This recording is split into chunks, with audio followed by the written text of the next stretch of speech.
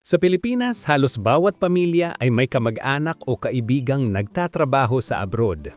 AFW dito, seaman doon, caregiver sa Europe, engineer sa Dubai, nurse sa New Zealand o Australia.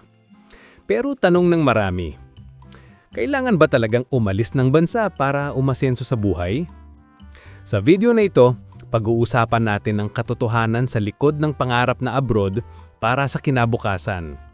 Ang magandang panig, ang hirap, at ang mga aral na pwedeng pag-isipan bago tayo magdesisyon. Bata pa lang tayo, naririnig na natin. Pag naka-abroad ka, yayaman ka.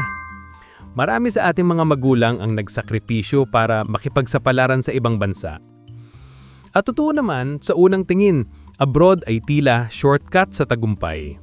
Mas mataas ang sahod, mas stable ang trabaho, at may opportunity para makapag-ipon at makabili ng bahay. Para sa iba, ito ang pag-asa na maiahon ng pamilya mula sa kahirapan. Ngunit sa likod ng mga ngiti sa picture at padala sa balikbayan box, ay may mga luha, pagod at pagkamis na hindi nakikita ng lahat. Ang buhay abroad ay hindi palaging madali. May malamig na winter, mahabang oras ng trabaho, at minsan ay pakiramdam mo mag-isa ka sa isang bansang hindi mo tinubuan. Maraming OFW ang nagkakasakit sa trabaho, nakakaranas ng diskriminasyon, o napapalayo sa kanilang pamilya ng maraming taon. Ang perang kinikita ay madalas ding katumbas ng oras na hindi na maibabalik.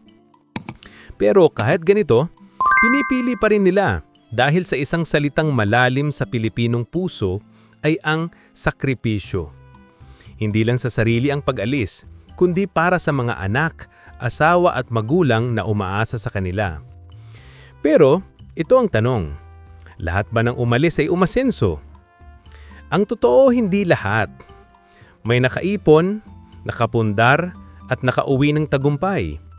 Ngunit may umuwi ring walang ipon, ubos ang lakas, at sirang pamilya dahil sa taong-taong pagkawalay. Kaya ang pag-abroad ay hindi garantiya ng asenso. Ito ay isang opportunity, pero depende pa rin sa disiplina, financial planning, at layunin ng tao. Kung ang abroad ay isang hakbang para matuto, mag-ipon, at balang araw ay makabalik at magnegosyo sa Pilipinas, ito ay maaaring maging tulay patungo sa tagumpay.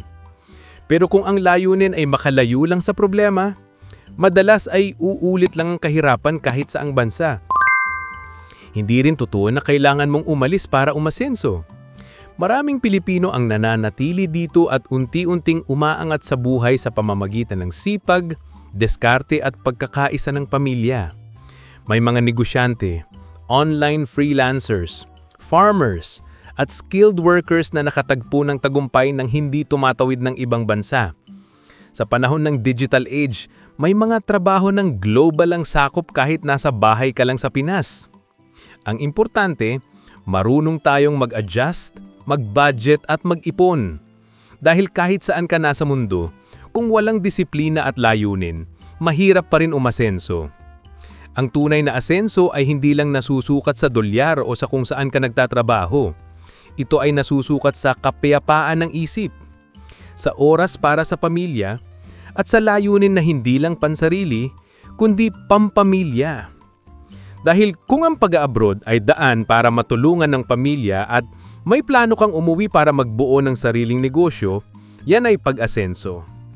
Kung nananatili ka sa Pilipinas at nagsisikap sa trabaho, nag-iipon at tinutulungan ng iba, iyan din ay pag-asenso. Walang iisang formula para sa tagumpay. Magkakaiba tayo ng kwento, pero iisang hangarin, ang maitaguyod ang pamilya at magkaroon ng maayos na buhay. Kung iniisip mo ngayon kung aalis ka ba o mananatili, tanungin mo ang sarili mo, ano ba talaga ang hinahanap ko? Pera? Karanasan? O kapayapaan? Ang pag-abroad ay hindi masama. At ang pananatili rin ay hindi ibig sabihin na kulang ka sa ambisyon. Ang importante, may linaw kang layunin at handa kang harapin ang mga sakripisyo kasama nito. Dahil sa dulo, hindi lokasyon ang magpapayaman sa atin, kundi ang ating sipag, pananampalataya at pagmamahal sa pamilya. Ngayon, ikaw naman ang sasagot. Kailangan ba talagang umalis para umasenso?